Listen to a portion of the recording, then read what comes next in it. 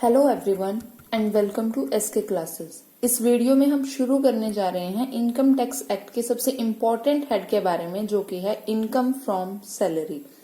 जैसा कि हम जानते हैं कि इनकम टैक्स में इनकम को 5 मेजर हेड के अंदर डिवाइड किया गया है, जो कि हमारे पास है income from salaries, income from house property, income from business and profession, income from capital gain and the last one is income from other source.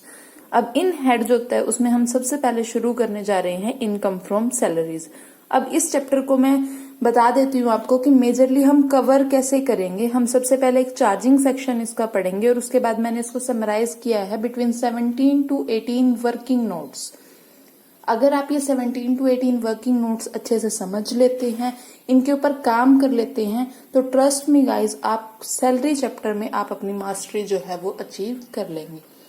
तो उसके साथ ही हम शुरू करते हैं सबसे पहले चार्जिंग सेक्शन से। सैलरी हेड का जो चार्जिंग सेक्शन है दैट इज सेक्शन नंबर 15, जो क्या कहता है कि सैलरी हेड जो होता है उसमें इनकम की टैक्सेबिलिटी के लिए हमारे पास 2 बंदे यहाँ पे होने जरूरी है, एक एम्प्लॉय और एक एम्प्लॉयर। तो इसको हम मास्टर सर्वेंट रिलेशन जो होता है वो भी कहते हैं। Income is taxable under the head salary if it is employ employer relationship. अगर वहां पे एम्प्लॉय एम्प्लॉयर का रिलेशनशिप है, मतलब एक पर्सन आपका एम्प्लॉय है and the other one is employer, जैसे कि मास्टर सर्वेंट, मतलब एक दूसरे की इंस्ट्रक्शन को फॉलो कर रहा है, that is relationship is master servant relationship. तो सबसे पहले वो होना चाहिए।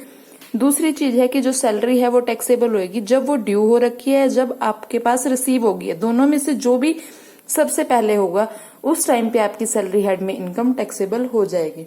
मेजरली आपने क्या करना है, खुद को एक एम्प्लॉय समझ लेना है और वो एम्प्लॉय समझ के आपने देखना है कि आपको जो जो चीजें मिल रही है, यहाँ पे आपको सैलरी मिल रही है, डीए मिल रहा है, कमीशन मिल रहा है, बोनस मिल रहा है, जो जो चीजें मिल रही है वो आपके हाथ में जब आएंगी वो कैसे टैक्सेबल होएगी, आपकी इनकम कैसे निकलेगी, ये सब हम इस चैप्टर में सीखने वाले हैं।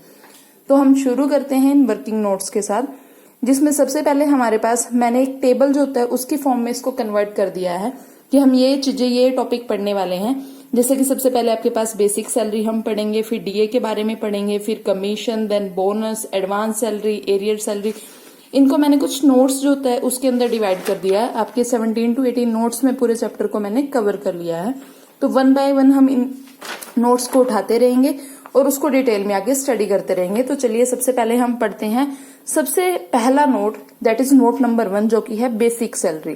बेसिक सैलरी आपने सब बहुत टाइम सैलरी स्लिप देखी होगी अपने फादर की, या घर में कोई बड़ा भाई हो उनकी।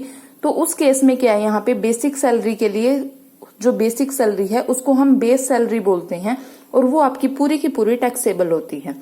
Second one is DA. DA होता है आपका महंगाई भत्ता।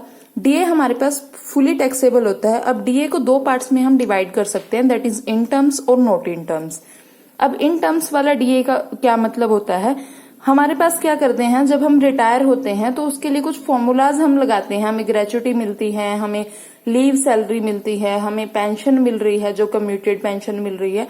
तो उस केस में हम कुछ फॉर्मूलाज यूज करते हैं और उन फॉर्मूलाज में अगर हम डीए को यूज करते हैं तो वो इन टर्म्स है, जो रिटायरमेंट बेनिफिट कैलकुलेशन में हम यूज करते हैं। अदरवाइज जो बाकी बचा हुआ डीए है वो क्या हो गया, बैलेंस आपका नोट इन टर्म्स हो गया।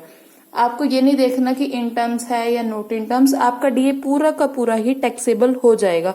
पर जब आप कैलकुलेशन करोगे बस उस फॉर्मूलाज में आपके पास यूज होगा कि डीए इन टर्म्स है या नोट इन टर्म्स है। पर अगर क्वेश्चन में आपके पास कुछ भी नहीं मेंशन, सीधा लिख दिया डीए, तो आप उसको क्या मानोगे, नोट इन टर्म्स जो है वो अज्यूम करोगे और ये अजम्पशन अपने लास्ट में वर्किंग नोट में अपने डालनी है। उसके बाद हम पढ़ेंगे यहाँ पे बोनस के बारे में। बोनस आपके पास पूरा का पूरा टैक्सेबल होएगा, बोनस इज फुली टैक्सेबल। अब क्या होता है, कंपनी कई बार बोनस डिक्लेयर कर देती है, तो at the time of declaration हम उसका कुछ नहीं करेंगे। जब वो एक्चुअल में आपको रिसीव हो जाएगा ऑन रिसीट बेसिस के ऊपर, वो फुली टैक्सेबल है। उसके बाद हम पढ़ेंगे कमीशन के बारे में। Note number 4 is about commission. Commission किसी भी तरह का आपको मिल रहा है, either it will be turnover based, कि आपको सेल्स अगर आपने ज्यादा कराई है उसके बेस पे आपको कमीशन मिल रहा है, या फिर कोई अदर तरह का आपके पास कमीशन है, तो वो भी सारा पूरा का पूरा आपके पास टैक्सेबल है। उसके बाद हम पढ़ेंगे यहाँ पे एडवांस सैलरी के लिए। एडवांस सैलरी का क्या मतलब होता है, जो आपको पहले ही एडवांस में सैलरी मिल गई है और ये भी जब आपको मिलेगी यानी कि रिसीट बेसिस के ऊपर ही टैक्सेबल होगी। अब आपके पास दो वर्ड यहाँ पे गिवन हो सकते हैं, एक है एडवांस अगेंस्ट सैलरी और दूसरा है सिर्फ एडवांस। ये वर्ड्स लिखे होते हैं। एडवांस अगेंस्ट सैलरी का मतलब होता है कि आपने लोन लिया है अपनी सैलरी के अगेंस्ट, और सिर्फ एडवांस का मतलब होता है कि आपने लोन लिया। ये वाली चीजें सैलरी के अंडर नहीं आएगी। अगर आपके पास प्रॉपर लिखा है दैट इज एडवांस सैलरी, वही आप सैलरी के अंदर टैक्सेबल करोगे। उसके बाद आपके पास आ जाता है एरियर सैलरी। एरियर सैलरी का क्या मतलब होता है कि आपकी कोई सैलरी डिस्प्यूट में चल रही थी या फिर आपके एम्प्लॉयर ने खुश होके रेट्रोस्पेक्टिवली आपकी सैलरी बढ़ा दी है। मान लो आप सपोज करो कि सितंबर चल रहा है, आपके एम्प्लॉयर ने खुश होके बोला आपने कुछ अच्छा काम किया है कि अप्रैल मंथ से ही आपकी सैलरी जो है मैं 5000 इंक्रीज कर रहा हूं, तो वो जो एरियर आपको इकट्ठा मिलेगा उसको हम बोलते हैं एरियर सैलरी। ये भी आपको रिसीट बेसिस जो होता है उसके ऊपर टैक्सेबल होएगी। जब आपके पास ये मिलेगी तब हम इसको टैक्सेबल कर देंगे। उसके बाद हम आगे कुछ वर्किंग नोट्स के बारे में पढ़ेंगे, जैसे कि ग्रेच्युटी, पेंशन। इसके लिए हम पार्ट 2 जो होता है उसमें इनको डिस्कस करेंगे। Thank you.